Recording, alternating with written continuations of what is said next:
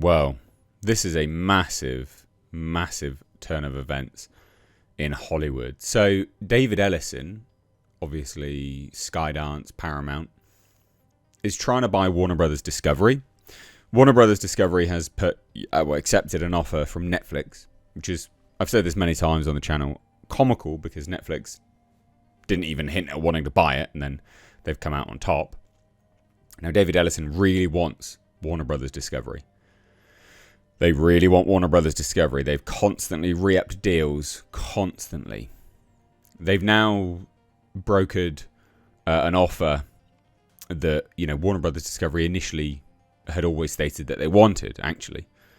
And Warner Brothers Discovery still aren't accepting it, that's fine. If that's the route they want to go down, that's fine. But David Ellison is now taking the fight to Congress.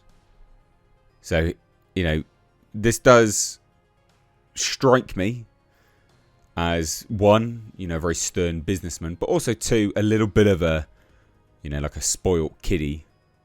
You've got to remember this is David Ellison.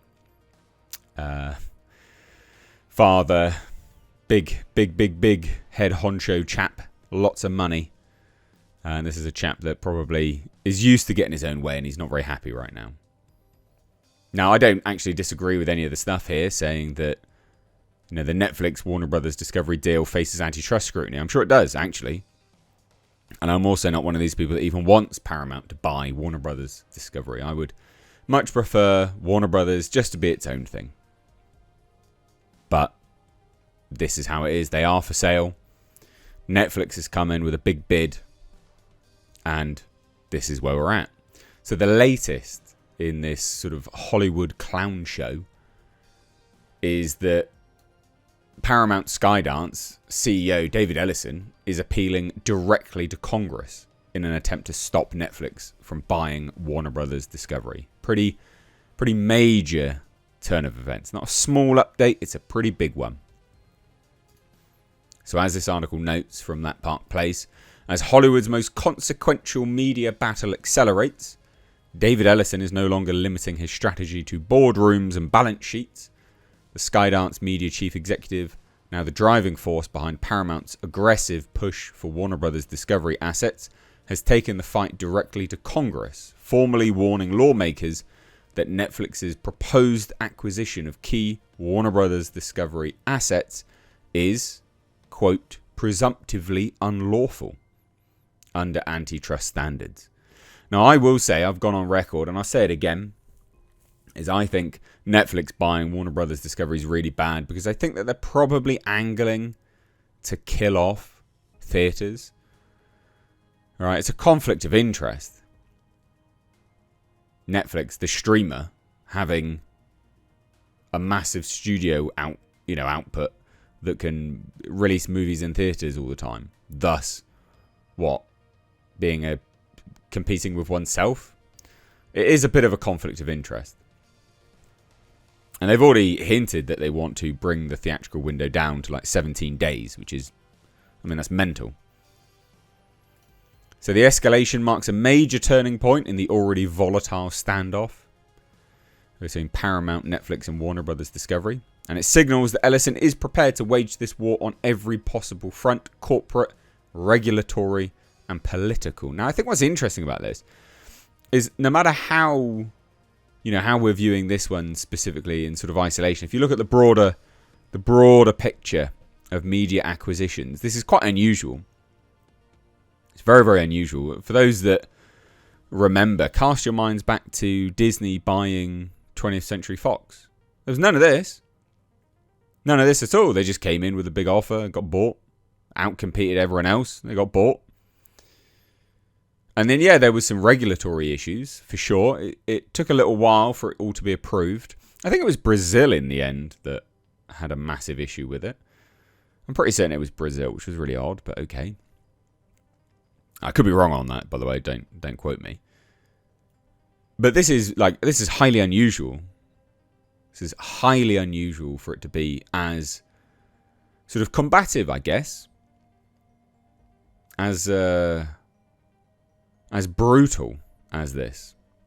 So According to filings submitted to the House Judiciary Committee's Antitrust Subcommittee, Paramount's chief legal officer, Makan Delrahim, who previously ran the DOJ's antitrust division, argued that the Netflix-Warner Brothers Discovery transaction would further entrench Netflix's dominance in subscription video on demand, that's a point I made actually, which, they want to buy HBO Max. It's like, well, so then how are they not a monopoly at that point? And again, if they're minimizing the theatrical window, then they're destroying the theatrical market, and then they become, again, even bigger powerhouse on video on demand. So the letter was submitted the same day lawmakers held a hearing focused on competition in the streaming marketplace, where the potential breakup and sale of Warner Brothers Discovery assets loomed large over the discussion. And that is whilst Paramount executives did not testify in person, there is the written filing which ensured Ellison's position was firmly placed into the congressional record. I mean, this is quite interesting. So at the heart of the argument is market definition.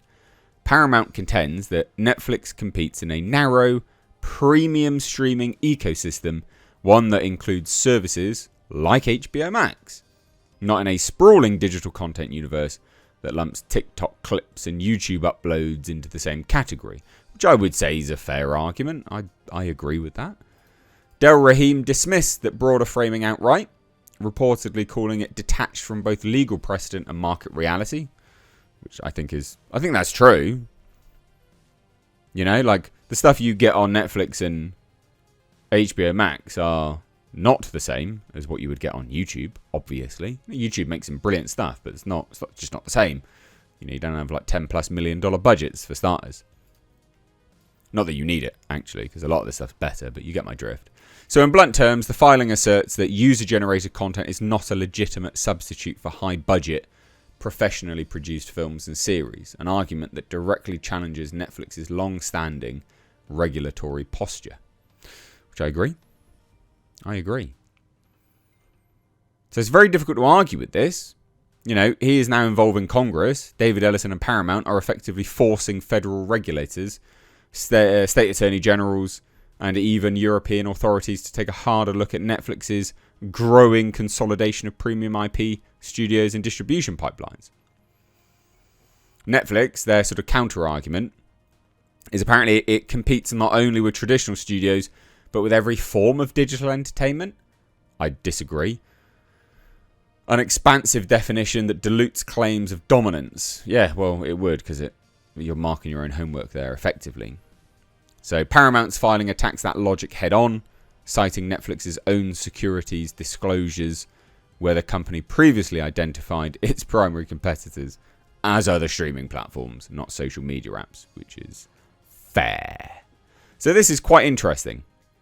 This is a major update in the clown show that is Hollywood. So Netflix has stayed really quiet on this. Paramount are just running off doing all this stuff. So it's interesting. It's really, really interesting. I do wonder what's going to happen from here on.